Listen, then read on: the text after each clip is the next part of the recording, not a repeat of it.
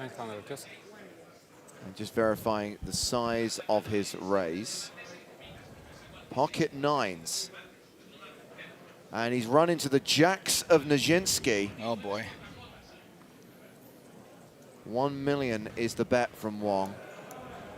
Nijinsky responds with a 3-bet. There was a fistful of the golden brown chips there. 3.1 million. And both of these hands heads up, especially 70 big blinds deep. They are monsters. Can you get in 70 big blinds with these hands? It really depends on your opponent. In the correct dynamic, if we've seen a lot of raise 3-bet, 4-bet wars, then definitely there's going to be an argument that you 4-bet call nines. I think between these two, we've not seen a huge amount of pre-flop action. So Wong more likely just to take this one to a flop. That's exactly what he does with a call. The flop is all diamonds. Both players have a diamond. Look at that. The quick check from Nijinsky. What suits did I have again? So Wong's flush draw is no good. He only has 7% equity. Nijinsky checks, having 3-bet pre-flop. And this does not look like a terrible board for a pair of nines when you've got the 9 of diamonds in your hand, especially. And Wong checks behind. Wow. It's certainly a situation where a lot of players would bet the nines heads up, even in a 3-bet pot. Your opponent's going to have plenty of broadways that miss, but maybe they still have a diamond. Especially a hand like ace-king with the ace of diamonds might not always be continuation betting, and you'd want value or protection. Delayed continuation bet from Nijinsky, 3.5 million, called by Wong. This hand going to the river. The pot is 13.6 million. The river card is the deuce of clubs.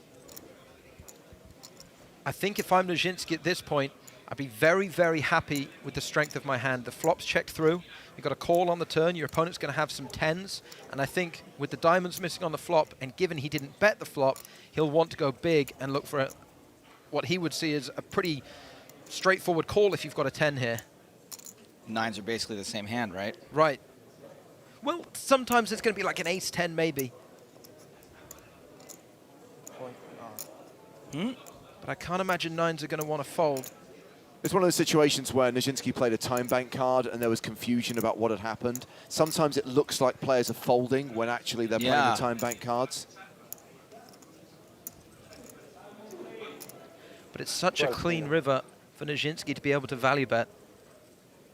I think he's just working out his bet sizing, which is why he wanted the additional thinking time.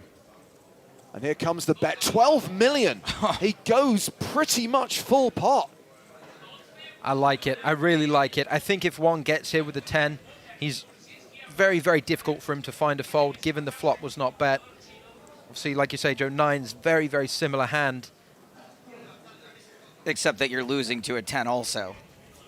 Now, this is obviously a big decision for Wong, and I think he only has one time bank card left. I've been keeping track. Yep, it's just one left. So that means he's got 60 seconds to make a decision. Wow, you talk about pressure. I mean, I guess he can't raise after this. It's one of those spots where he never wants to raise. It's a very polarizing sizing, and you don't imagine that Nijinsky's going to bet fold for this sizing. He has plenty of showdown value. He wins against all those bluffs. But he needs to ask himself, if Nijinsky 3-bets with king-queen, with the king of diamonds or queen of diamonds, does he not bet flop? Okay, so that's the last time bank card being enacted. He's called.